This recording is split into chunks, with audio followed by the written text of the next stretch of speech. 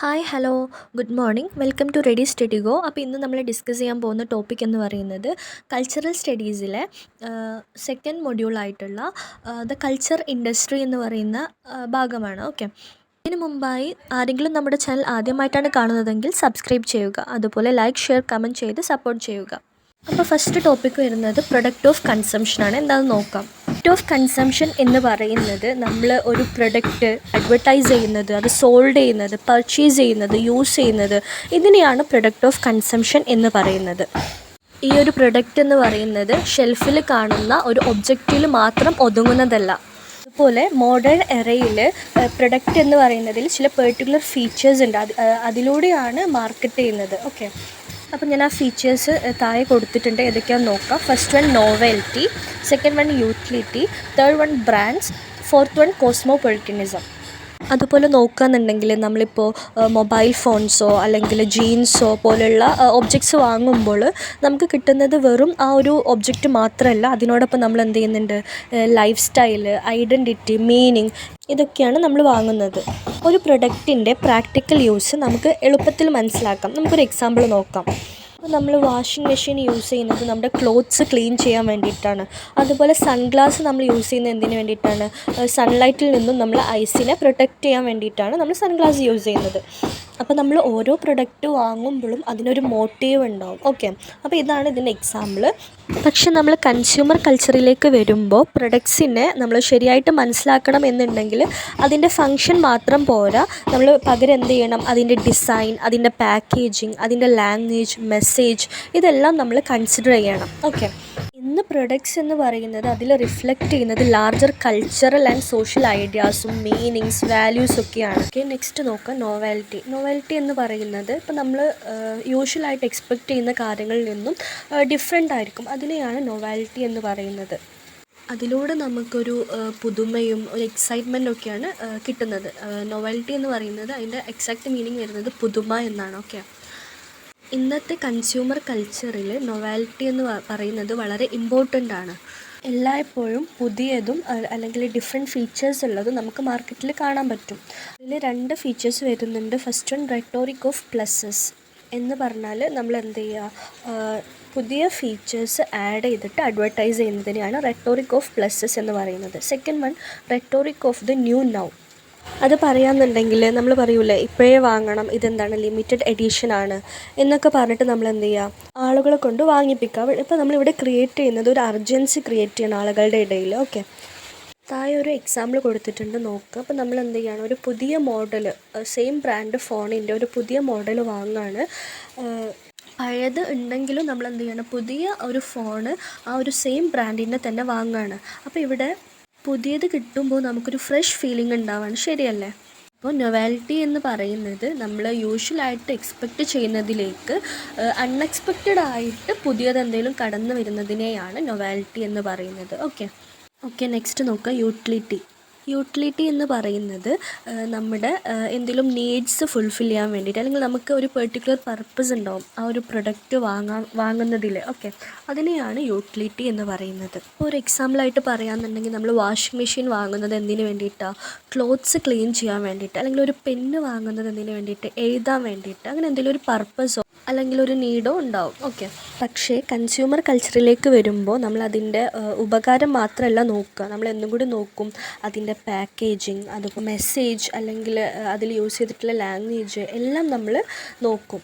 അതിലൂടെ നമ്മൾ ആ പ്രൊഡക്റ്റിൻ്റെ വാല്യൂ, അതുപോലെ മീനിങ് എല്ലാം നമ്മൾ മനസ്സിലാക്കുന്നുണ്ട്. ഓക്കെ, നെക്സ്റ്റ് നോക്കാം പാക്കേജിങ് ആൻഡ് ബ്രാൻഡിങ്. കൺസ്യൂമർ കൾച്ചറിൽ ബ്രാൻഡിങ്ങിനും പാക്കേജിങ്ങിനും ഒരു ബിഗ് റോളാണ് ഉള്ളത്. ഓക്കെ, ഇത് മെറ്റീരിയൽ കൾച്ചറിൻ്റെ ഒരു പാർട്ടാണ്. അതായത് പ്രൊഡക്ട്സിന് വാല്യൂവും മീനിങ്ങും ഉണ്ടാവും. ഓക്കെ, ടീം ഡെൻ്റ് മെറ്റീരിയൽ കൾച്ചറിലെ ഒബ്ജക്ട്സിന് കുറച്ച് ഫീച്ചേഴ്സ് പറയുന്നുണ്ട്, എന്തൊക്കെയാണെന്ന് നോക്കാം.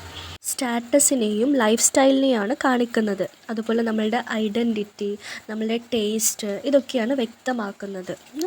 അതുപോലെ സോഷ്യൽ ഐഡിയാസ് ആയിട്ടുള്ള ഫാമിലി, ഏജ്, എക്കോണമി, പാട്രിയോട്ടിസം, ഇങ്ങനെയുള്ള ആശയങ്ങളും എത്തിക്കുന്നുണ്ട്. അതുപോലെ റിച്വൽ വാല്യൂസായിട്ടും ഇതെന്ത് ചെയ്യുന്നുണ്ട്, പ്രവർത്തിക്കുന്നുണ്ട്. ഓക്കെ, ബ്രാൻഡുകൾ എന്ന് പറയുന്നത് ഒരു പ്രൊഡക്റ്റ് മാത്രമല്ല, അതിൻ്റെ പിന്നിൽ എന്തുണ്ട്, വേൾഡ് ഇമേജ് അല്ലെങ്കിൽ മെസ്സേജ് എല്ലാം ഉണ്ട്. ഓക്കെ, അതുപോലെ ബയേഴ്സുമായിട്ട് ഒരു ഇമോഷണൽ അല്ലെങ്കിൽ സോഷ്യൽ കണക്ഷൻ ഉണ്ടാക്കാൻ വേണ്ടിയിട്ട് എന്ത് ചെയ്യുന്നുണ്ട്, സെലിബ്രിറ്റീസിനെ വരെ യൂസ് ചെയ്യുന്നുണ്ട്. ഓക്കെ, അത് നമുക്ക് പേഴ്സണലി മനസ്സിലാവും. കാരണം നമ്മൾ ആഡ്സൊക്കെ കണ്ടിട്ട് നമ്മളുടെ ഇഷ്ടപ്പെട്ട സെലിബ്രിറ്റീസൊക്കെ യൂസ് ചെയ്യുന്ന പ്രൊഡക്ട്സ് നമ്മൾ പോയിട്ട് വാങ്ങും അല്ലേ. ഓക്കെ, നെക്സ്റ്റ് നോക്കാം, കോസ്മോപൊളിറ്റനിസം.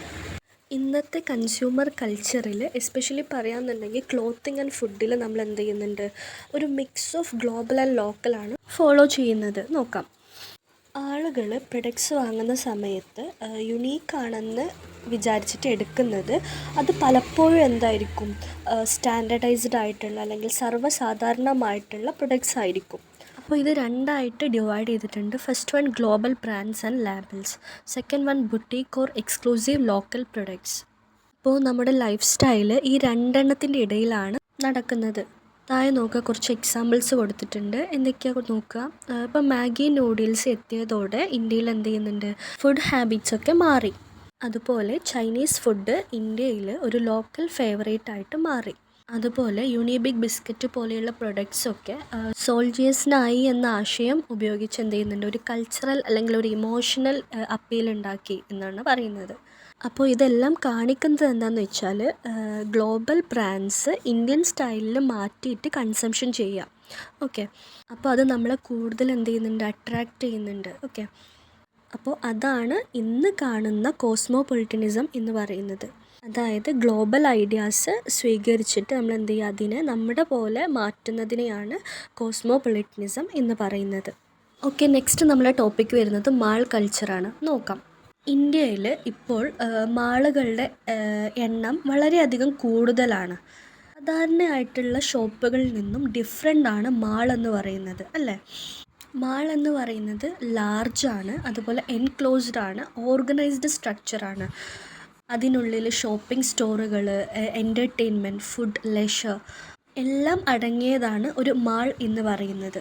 ഞാൻ താഴെ മാളിൻ്റെ കുറച്ച് ഫീച്ചേഴ്സ് കൊടുത്തിട്ടുണ്ട്, എന്തൊക്കെയാണെന്ന് നോക്കാം. First, spectacle. നമുക്കറിയാം മാളെന്ന് പറയുന്നത് എന്ത് ഭംഗിയല്ലേ കാണാൻ. വളരെ അട്രാക്റ്റ് ആയിട്ടുള്ള ഷോപ്പ് ഡിസ്പ്ലേകൾ ഉണ്ടാവും, ലൈറ്റുകൾ ഉണ്ടാവും, മിറേഴ്സ് ഉണ്ടാവും, ബിഗ് പോസ്റ്റേഴ്സ് ഉണ്ടാവും, മോഡൽസ് ഉണ്ടാവും, എല്ലാം അടങ്ങിയതാണ്. ഇതൊക്കെ എന്താണ്, മാളിനെ കൂടുതൽ അട്രാക്റ്റീവ് ആക്കുകയാണ്.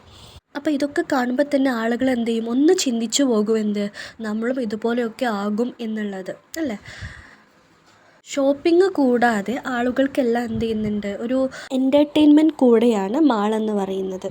സെക്കൻഡ് വൺ നോക്കാം, എക്ലക്റ്റിസിസം എന്ന് പറഞ്ഞാൽ മാളുകളിൽ ഡിഫറെൻറ്റ് ബ്രാൻഡുകളും സ്റ്റൈലുകളും എല്ലാം അടങ്ങിയതാണ് മാളെന്ന് പറയുന്നത്. അതായത് നമ്മൾ പറയൂലേ, എന്താ, ലോകം ഒരേ കുടക്കീയിൽ നിന്നൊക്കെ, ദാറ്റ്സ് ഇറ്റ്, അതാണ് ഈ മാൾ എന്ന് പറയുന്നത്. ഓക്കെ, തേർഡ് വൺ നോക്കാം, ഓർഗനൈസേഷൻ. നമ്മളെല്ലാവരും മാളിൽ പോയിട്ടുള്ളവരാണ്, നമുക്കറിയാം എല്ലാതും എന്താണ്, ഓർഗനൈസ്ഡ് ആയിട്ടായിരിക്കും അവിടെ ഉണ്ടാവുക. ഇപ്പം നമുക്ക് എന്തെങ്കിലും വേണം എന്നുണ്ടെങ്കിൽ അതറിയാൻ വേണ്ടിയിട്ട് അവിടെ ഡിസ്പ്ലേ ബോർഡുകളും ഗൈഡുകളൊക്കെ ഉണ്ടാവും. അതുപോലെ തന്നെ parking, rest areas, food courts പോലെയുള്ള ഫെസിലിറ്റീസ് എല്ലാം മാളിലുണ്ടാവും. Fourth one, city experience. Mall നമുക്കറിയാം ഒരു ചെറിയ സിറ്റി പോലെ നമ്മളെ തോന്നിപ്പിക്കും. പക്ഷെ നമുക്ക് എന്ത് ചെയ്യുന്നുണ്ട്, safety, cleanliness, freedom from chaos, ഇതൊക്കെ നമുക്ക് മാൾ ഓഫർ ചെയ്യുന്നുണ്ട്. കൺട്രോൾഡ് എൻവയോൺമെൻ്റ് ആണ് അല്ലേ. Fifth one, sanitised and secured space. നമുക്കറിയാം മാളെന്ന് പറയുന്നത് അതിൽ ഡേർട്ടില്ല, പൊല്യൂഷൻ ഇല്ല, സ്ട്രീറ്റ് വെൻഡേഴ്സ് ഇല്ല, ശരിക്കും ക്ലീൻ ആൻഡ് സ്പേസ് ആയിട്ടുള്ള ഒരു സ്പേസാണ് മാളെന്ന് പറയുന്നത്. നമ്മുടെ സുരക്ഷയ്ക്ക് വേണ്ടിയിട്ട് സെക്യൂരിറ്റീസ് ഉണ്ടാവും, ക്യാമറാസും എല്ലായിടത്തും ഉണ്ടാവും. അപ്പോൾ ഏറ്റവും സേഫ് ആയിട്ടുള്ള ഒരു സ്പേസ് കൂടിയാണ് മാളെന്ന് പറയുന്നത്. സിക്സ്ത് വൺ നോക്കാം, എസ്കേപ്പ് സ്പേസ്. നമ്മൾ ഡെയിലി ഫീൽ ചെയ്തുകൊണ്ടിരിക്കുന്ന നോയ്സ്, സ്ട്രെസ്, ഇതിൽ നിന്നൊക്കെ ഒരു എസ്കേപ്പാണ് മാൾ എന്ന് പറയുന്നത്. അങ്ങനെ ഒരു സ്പോട്ടാണ് മാൾ. ഓക്കെ, സെവൻത്ത് വൺ നോക്കാം, ഹൈപ്പർ റിയൽ സ്പേസ്. മാളിൽ പോകുന്ന സമയത്ത് നമ്മൾ എവിടെയാണെന്ന് പോലും നമ്മൾ മറക്കും. കാരണം എന്താണ്, അവിടെ ലൈറ്റിംഗ് ഉണ്ടാവും, അതുപോലെ പെർഫെക്റ്റ് ആയിട്ടുള്ള ഡിസൈൻ ഉണ്ടാവും, മിറേഴ്സ് ഉണ്ടാവും. ഇതൊക്കെ നമ്മൾ എന്ത് ചെയ്യുന്നുണ്ട്, അട്രാക്റ്റ് ചെയ്യുന്നുണ്ട്. ഇവിടെ ക്ലൈമറ്റോ സമയം കൊണ്ടോ ഒന്നും ഒരു ഡിഫറൻസ് ഉണ്ടാകുന്നില്ല. Seventh one, A historical and secular space. ഇവിടെ ഡിസ്ക്രിമിനേഷൻ ഒന്നും ഉണ്ടാകുന്നില്ല. അതായത് കാസ്റ്റ് ബേസ്ഡ് അല്ലെങ്കിൽ ക്ലാസ് ബേസ്ഡ്, റിലീജിയൻ ബേസ്ഡ്, ഇവിടെ എല്ലാവരും ഈക്വലാണ്. അപ്പോൾ എത്ര ഹൈ ക്ലാസ് ആയിക്കോട്ടെ, ലോ ക്ലാസ് ആയിക്കോട്ടെ, ഇവിടെ എല്ലാവരെയും കാണുന്നത് എന്തായിട്ടാണ്, ഒരു കൺസ്യൂമർ ആയിട്ടാണ്. അതുപോലെ പഴയ ഹിസ്റ്ററീസോ ഇതൊന്നും മാളിലില്ല. ഈ മാള് നിൽക്കുന്നത് എന്താണ്, പ്രസൻറ്റിലാണ്. 9th വൺ നോക്കാം, കോസ്മോപൊളിറ്റൻ ആൻഡ് ഫെമിനിയൻ സ്പേസ്. മാളുകൾ ഗ്ലോബൽ ബ്രാൻഡുകളായിട്ടുള്ള മക്ഡൊണാൾഡ്, റീബോക്ക് പോലെയുള്ള ബ്രാൻഡുകൾ പ്രൊമോട്ട് ചെയ്യുന്നുണ്ട്. അതുപോലെ വുമൻസിന് സേഫ്റ്റി മാളിൽ കൂടുതലായതിനാൽ അവരെന്ത് ചെയ്യുന്നുണ്ട്, കൂടുതൽ മാളുകളിലേക്ക് അട്രാക്റ്റ് ചെയ്യുന്നു. 10th വൺ നോക്കാം, പെഡസ്ട്രിയൻ ഫ്രണ്ട്ലി സ്പേസ്. മാളുകൾ സുഖമായി നടക്കാൻ പറ്റുന്ന രീതിയിലാണ് ഒരുക്കിയിട്ടുള്ളത്. പ്രത്യേകമായിട്ടുള്ള നടപ്പാതകളും സൈൻ ബോർഡുകളെല്ലാം ഉണ്ട്. അതുപോലെ നമുക്ക് വിശ്രമിക്കാൻ വേണ്ടിയിട്ട് സീറ്റുകളുണ്ട്. അതുപോലെ തന്നെ സീനിയർ സിറ്റിസൻസിന് വിശ്രമിക്കാൻ വേണ്ടിയിട്ട് പ്രത്യേകമായിട്ടുള്ള സ്പേസസുമുണ്ട്. മാളിൽ പിസ്സ, ബർഗർ പോലെയുള്ള ഗ്ലോബൽ ഫുഡ് ഐറ്റംസിനും അതുപോലെ ദീപാവലി, ഓണം പോലെയുള്ള ഇന്ത്യൻ ഫെസ്റ്റിവൽസിനും വലിയൊരു സ്ഥാനമുണ്ട്. ലാസ്റ്റ് വൺ നോക്കാം, ഹൈബ്രിഡ് സ്പേസ്. അതായത് മാളുകൾ ഷോപ്പിങ്ങിനും വിശ്രമത്തിനും സിനിമയ്ക്കും ഭക്ഷണത്തിനും കൂട്ടുകാരുമായിട്ട് നമുക്ക് ടൈം സ്പെൻഡ് ചെയ്യാനൊക്കെ ആയിട്ടുള്ള ഒരു സ്പോട്ടായിട്ട് മാറിയിട്ടുണ്ട്. അതായത് മിക്സഡ് സ്പേസ് ആയിട്ട് മാറിയിട്ടുണ്ട്. അപ്പോൾ നമുക്ക് മനസ്സിലായി, മാളെന്ന് പറയുന്നത് ഒരു ഷോപ്പിംഗ് സ്പേസ് മാത്രമല്ല, അതൊരു പബ്ലിക് സ്പേസ് ആയിട്ട് കൂടെ മാറിയിട്ടുണ്ട്. അപ്പോൾ മാളെന്ന് പറയുന്നത് ഒരു mixture of local, global, tradition, modernity, consumption, luxury ഇതെല്ലാം അടങ്ങിയതാണ് ഒരു മോൾ എന്ന് പറയുന്നത്. നമുക്കറിയാം, നമ്മൾ ചിലപ്പോൾ സാധനങ്ങൾ വാങ്ങാനൊന്നും പോകുന്നില്ല. നമ്മളെന്താ ചെയ്യുന്നത്, വിശ്രമിക്കാനും അതിൽ ചുറ്റിക്കറങ്ങാനും ചിലവഴിക്കാനൊക്കെയാണ് നമ്മൾ എന്ത് ചെയ്യുന്നത്, മാളിലേക്ക് വരുന്നത്. നെക്സ്റ്റ് ടോപ്പിക്ക് നോക്കാം, ഓൺലൈൻ ഷോപ്പിംഗ്. അതിൽ വരുന്ന കുറച്ച് ഫീച്ചേഴ്സ് ഞാൻ ലിസ്റ്റ് ചെയ്തിട്ടുണ്ട്. First one, easy process. Online shopping എന്നത് നമുക്ക് വളരെ എളുപ്പത്തിലും വേഗത്തിലും ചെയ്യാൻ പറ്റും. അപ്പോൾ നമുക്ക് വീട്ടിലിരുന്ന് തന്നെ നമുക്ക് എന്തു വാങ്ങാൻ കഴിയുന്ന കാലമാണിത്. അതുപോലെ തന്നെ നമുക്കറിയാം, പല പ്രൊഡക്ട്സിനും ഈസി റിട്ടേൺ സിസ്റ്റം ഉണ്ട്. അപ്പോൾ നമുക്ക് ഇഷ്ടപ്പെട്ടില്ല എന്നുണ്ടെങ്കിൽ നമുക്കത് എന്ത് ചെയ്യാൻ പറ്റും, റിട്ടേൺ ചെയ്യാൻ പറ്റും.